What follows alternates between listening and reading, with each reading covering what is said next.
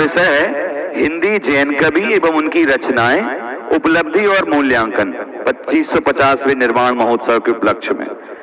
अभी हिंदी समाज या किसी भी समाज का कोई कवि हो तो वो समाज का दर्पण होता है, पर हमारे जैन कवियों ने समाज को क्या दिया, कैसे दिया, उसकी काव्य विधा कितनी उपयोगी सिद्ध हुई, क्या काव्य की विधाओं से जैन दर्शन का वास्तविक मर्म लोगों तक पहुंच पाया, समाज में वो समता सहिष्णुता घोल पाए, समाज कल्याण के लक्ष्य में हमारे कवि कितने सफल हुए, जैनत्व का अध्यात्म कहां तक पहुंच पाया या कवि उसमें कितने सफल हुए, वो अपनी कलम से साहित्य और हमारे सिद्धांतों के साथ क्या न्याय कर पाए, ये मेरा विषय का संक्षेपीकरण है। प्रस्तावना है, अभिव्यक्ति की शैली में निष्णात जो ध्वनि रसगुण अलंकार आदि से युक्त शब्दार्थ की क्रीड़ा करे वह कवि है, पर मनुष्य को सहजता से अशुभ से निवृत्त कर शुभ में प्रवृत्त करा दे, जिसका साहित्य हित साधे अहित मिटा दे, जिसकी शब्द संपत्ति प्रीति रसायन हितकारी हो, जिसके काव्य पद में औषधि वृक्ष की शीतल छाया हो, जिसके काव्य में सामर्थ्य की वर्षा हो, सहृदय की स्वयं से चर्चा हो, दृष्टिकोण विशाल हो, समाविष्ट तीनों काल हो, जिसका उद्देश्य अमृत मंथन हो, अमृतपान हो, क्षीर स्नान हो, जिसकी वाणी सिद्ध हो, जिसमें आवाल वृद्ध हो, जिसमें उत्तर हो प्रतिवादी निरुत्तर हो, जिसमें मनोरंजन से आत्मरंजन की यात्रा हो, जिसका पद पाद पथ में उपवास हो, जिसका अध्यात्म के निलय में निवास हो, जिसमें सत्यानुभूति का प्रकाश हो, जो आत्मानुभूति आत्माभ्युदय के मार्ग में हो, जो परिचय से आत्म परिचय करा दे,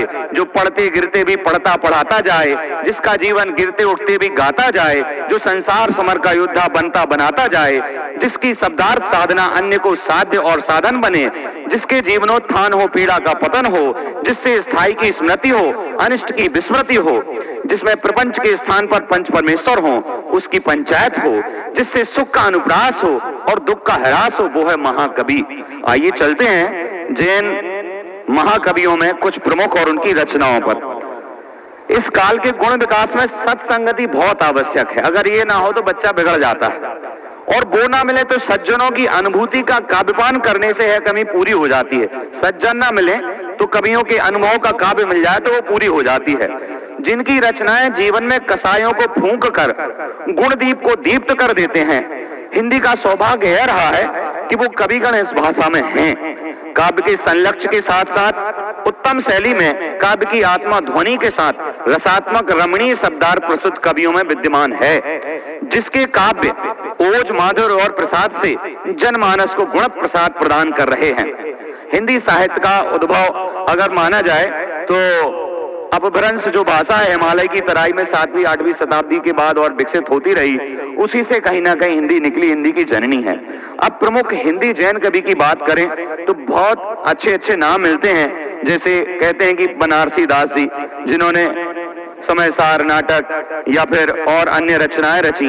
अगर उनका एक पद भी पन समझते हैं तो लगता है कि निश्चित रूप से ये तो रोचक तरीके से बिल्कुल बहुत बड़ा घात कर रहे हैं, आदमी सुधर भी जा रहा है और को कष्ट नहीं हो रहा है।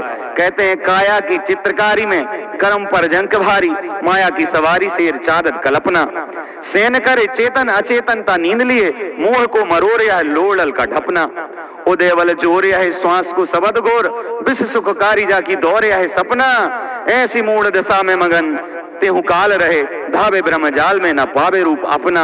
ये हाल हम संसारी जीवों का है। इसका वर्णन करके धीरे से फिर वो दूसरा तरीका बता देते हैं और बताते हैं जैसे महीमंडल में नदी का प्रवाह एक, ताही में अनेक भांति नीर की ठरिन है, पाथर की जोर वहां धार की मरोर होत, कांकर को खानी तहां झाग को झरिन है, पौन को झंकोर तहां चंचल तरंग उठे, भूमि को निचानी तहां भौर की परिन है, तैसो एक आत्मा अनंत रस पुद्गल, दोहों के संयोग में विभाव में भरिन है।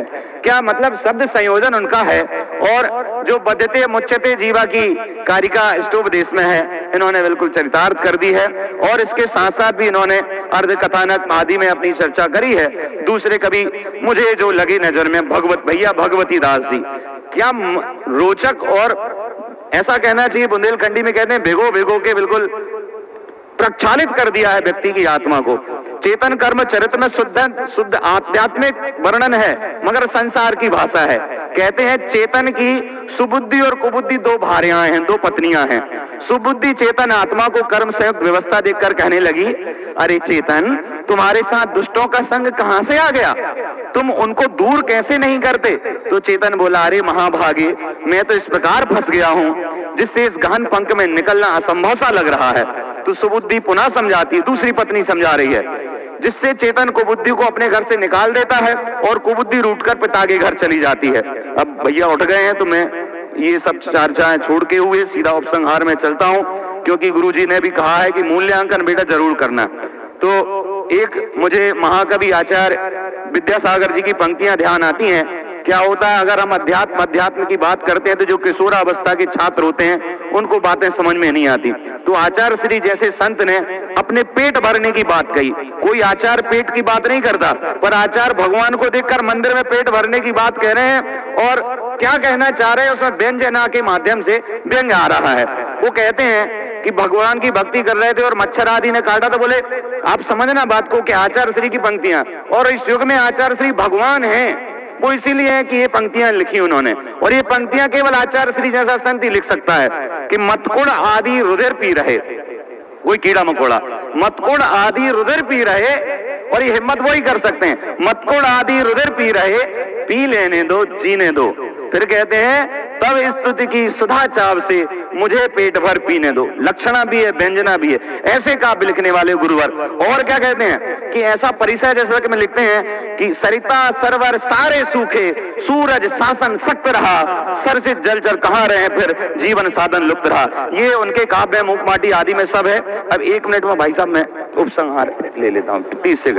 उपसंहार में क्या मामला है, शताधिक जैन कवियों ने समाज को सरल भाषा में दिशा तो दी है, महाग्रंथों के सार को जनमानस तक पहुंचाया है, फिर भी कुछ कविगणों से अन्य कुछ कविगण की काव्य शास्त्रीय समीक्षा अपेक्षित है। सभी कवि चाहते हैं कि मेरी पुस्तक आए, जनता को लाभ मिले, परंतु समाज की आवश्यकता और परिवेश को समझकर उनकी ही भाषा में अभी बहुत कुछ दिया जा सकता है। वर्तमान में सिनेमा, टीवी, वेब सीरीज का समय है, जहां दुर्गंध समझ चरम सीमा पर है। विकारों के विकल्प चारों ओर शोर मचा रहे हैं। पत्रिका, वीडियो, उपन्यास, सीरीज, मैच कॉमेंट्री, रेडियो, विज्ञापन, नाटक आदि के माध्यम से भी हमें जैन दर्शन को परोसना होगा। और सबसे बड़ी समस्या, विद्वतगण बैठे हैं, मेरा आपसे आग्रह भी है कि हमारे आचार्यों ने जो लिखा है वो वृद्ध व्यक्ति पढ़ लेते हैं, पाठशाला में बच्चों को पढ़ाया जाता है वो पढ़ लेते हैं, पर सबसे बड़ी समस्या जो उम्र में आती है किशोरावस्था, जो तूफान की अवस्था मानी जाती है। किशोरावस्था में जब तूफान व्यक्ति संघर्ष करता है तो इस अवस्था के छात्रों के लिए कोई सरल भाषा में ग्रंथ या पुस्तकें अभी अपेक्षाकृत कम है, क्योंकि किशोर ही हमारी भविष्य की पूंजी हैं। उनके लिए हमें जरूर कोई कोर्स या साहित्य या लेखनी हमारी उनके प्रति चलना चाहिए। धन्यवाद भाई साहब, उत्तम शब्द। बहुत बहुत धन्यवाद। और आप जैसे विद्वान निश्चित रूप से किशोर अवस्था के लोगों के लिए भी रचना लिख सकते हैं। और झीलों की नगरी से